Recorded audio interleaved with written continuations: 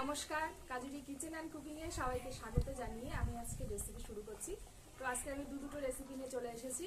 এখানে দেখতেই পাচ্ছেন বন্ধুরা, ডিম আর আলু সেদ্ধ বসে দিয়েছি। এখানে 10টা ডিম নিয়ে নিয়েছি আমি। তো ডিমগুলো অলরেডি সেদ্ধ হয়ে গেছে, এগুলো আগে একটু তুলে নিচ্ছি। তারপরে আলুগুলো আর একটু রাখলেই ভালোভাবে সিদ্ধ হয়ে যাবে। আরেকটা রেসিপি আছে, পাঁচমিশালি নিরামিষ একটা শুকনো মতন তরকারি, যেটা খুব কম জল দিয়ে একটা তরকারি রান্না হবে। আর তার সাথে এটা হবে আজকে গন্ধরাজ চিকেন কারি। তো আপনারা দেখতে থাকুন, প্রথম থেকে শেষ পর্যন্ত কোনো স্কিপ না করেই পুরো ভিডিওটি দেখতে থাকুন। তো কড়াইটা বসিয়ে দিয়েছি, অলরেডি গরম হয়ে গেছে। নিরামিষ তরকারিটা আগে রান্না করে নিচ্ছি, তারপর হবে কি গন্ধরাজ ডিম কারি। বারবার চিকেন কারি হয়ে যাচ্ছে।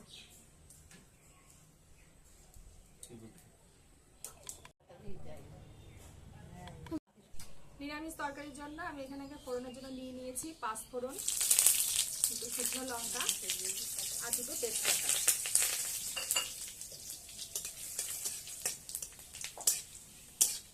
এবার এটা একসাথে কেটে রেখেছিলাম কচুরমুখী, কুমড়ো, পটল, আলু।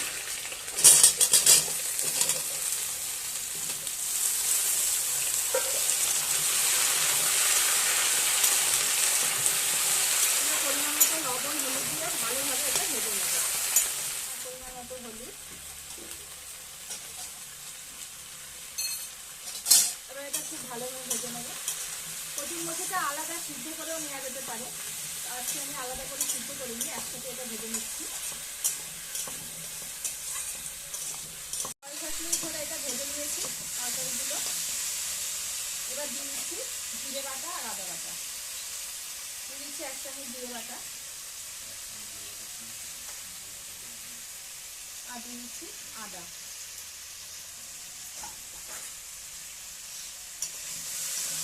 এবার আরেকটু ভালোভাবে কষিয়ে নেব, দিয়ে খুব সামান্য পরিমাণে গরম জল দিয়ে দেবো। আমরা 6 থেকে 7 মিনিট ধরে ভালোভাবে কষিয়ে নিয়েছি, খুব সুন্দর ভাজা হয়ে গেছে। এই দেখুন, মশলার সাথে খুব সুন্দর ভাজা হয়ে গেছে, একটা খুব ভালো ফ্লেভারও এসছে। এবার আমি খুব সামান্য পরিমাণে গরম জল দিয়ে দেবো।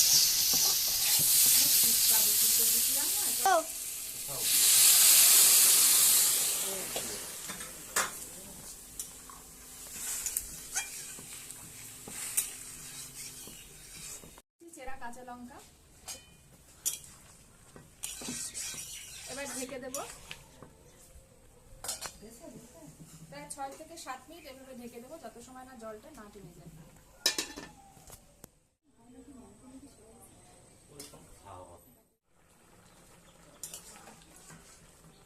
সবজিগুলো সব ভালোভাবে গলে গেছে। এবার দিয়ে দেবো চিনি, যেহেতু নিরামিষ তরকারি একটু চিনিটা দিতেই হবে।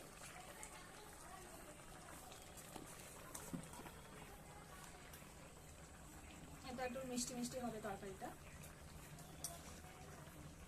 অনেকেই আবার বন্ধুরা মিষ্টিটা কম খান বা অনেকে খানও না, কিন্তু একটু দিলে কিন্তু তরকারির স্বাদটা বাড়ে। এই জলটা পুরোটা শুকিয়ে যাবে ততক্ষণ আর একটু এটা ঢেকে দেবো। এই দেখুন, আমার এই 5 মিনিটের তরকারিটা সম্পূর্ণ রেডি, খুব সুন্দর দেখতেও লাগছে। তো এবার এটা নামিয়ে নিয়ে ডিম কারিটা শুরু করবো। এবার গন্ধরাজ ডিম কারির জন্য কড়াইতে সরষের তেল দিয়ে দিয়েছি। আগে ডিমগুলো ভালোভাবে লাল লাল করে ভেজে নেব। তো তেলটা অলরেডি গরম হয়ে গেছে।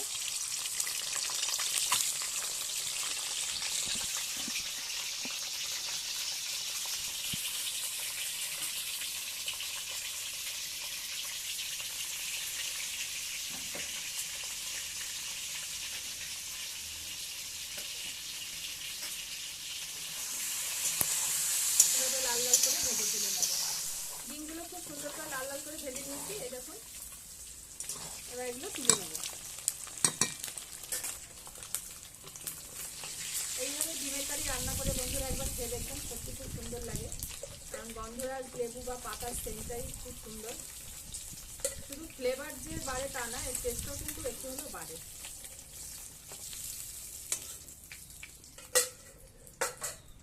এবার আলুগুলো ভেজে নেব। এই ডিমের কারিতে আলু না দিলেও চলবে, আমি আজকে আলু দিলাম, অনেক সময় আলু দেওয়া হয় না। আলুটাও খুব ভালোভাবে লাল লাল করে ভেজে নেব। হলুদ,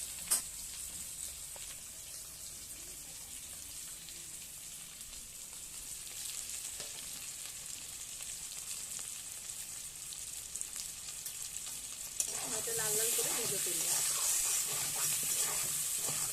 আর আলুগুলো তুলে নিচ্ছি।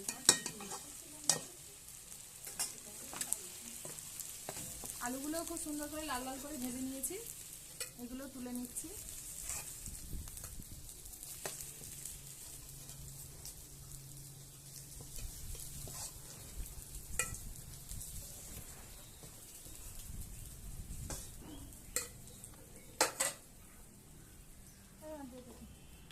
জিরে আর তেজপাতা,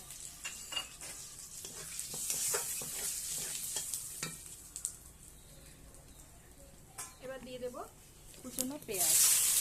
চিকেন কারিতে পেঁয়াজটা বেশি লাগে, তো আমি কুচানো পেঁয়াজ নিয়েছি, সাথে কিন্তু পেঁয়াজ বাটাও নিয়ে নিয়েছি। পেঁয়াজটা খুব সুন্দর করে একদম বেরেস্তার মতন করে লাল লাল করে পেঁয়াজটাকে ভেজে নেব। এবার এখানে বেটে রাখা কিছু মশলা দিয়ে দেবো, জিরে, আদা, রসুন, পেঁয়াজ আর শুকনো লঙ্কা।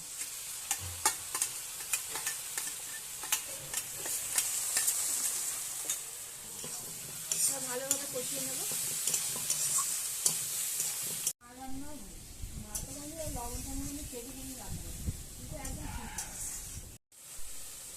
মশলা কষানোর সময় দিয়ে দিচ্ছি অল্প চিনি,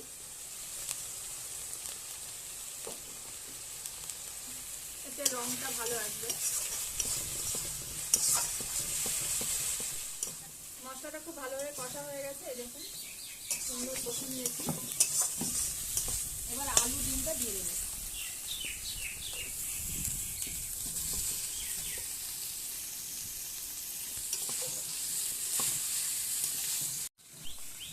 ডিম আলু মশলাটা একসাথে ভালোভাবে কষে নিয়েছি, এই দেখুন একসাথে কতটা সুন্দর লাগছে দেখতে, মনে হচ্ছে এখনই খেয়ে নিই। এবার দিয়ে দেবো সামান্য পরিমাণে গরম জল। ঝোলটা একটু ফুটে এসছে, এবার আমি গন্ধরাজ লেবুর পাতা দিয়ে দেবো, তার সাথে দিয়ে দেবো একটু লেবু কুড়িয়ে।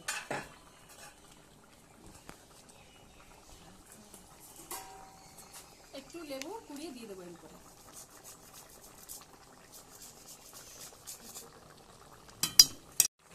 ঘন ফুট চলে এসছে, একদম প্রায় নামানোর মতন হয়ে গেছে। এবার গরম মশলাটা দিয়ে দেবো, অসাধারণ একটা ফ্লেভার আসছে। এইভাবে গন্ধরাজ চিকেন করে দেখবেন আপনারা বাড়িতে, সত্যি খুব খেতে ভালো লাগবে। সরি, বারবার চিকেনই হয়ে যাচ্ছে আমার, যেহেতু গন্ধরাজ দিয়ে চিকেনটাই বেশি করা হয়।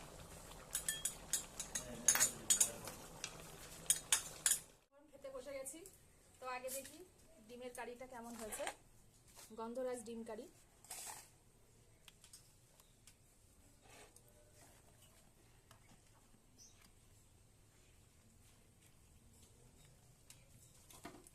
সত্যি এটা অসাধারণ রান্না হয়েছে, আর খুব সুন্দর ফ্লেভার বেরোচ্ছে, ফ্লেভারেই খাওয়া হয়ে যাবে। তো বন্ধুরা বাড়িতে অবশ্যই এইভাবে ট্রাই করবেন। আর ওদিকে নিরামিষটা দেখি, পাঁচমিশালি নিরামিষটা কেমন হয়েছে।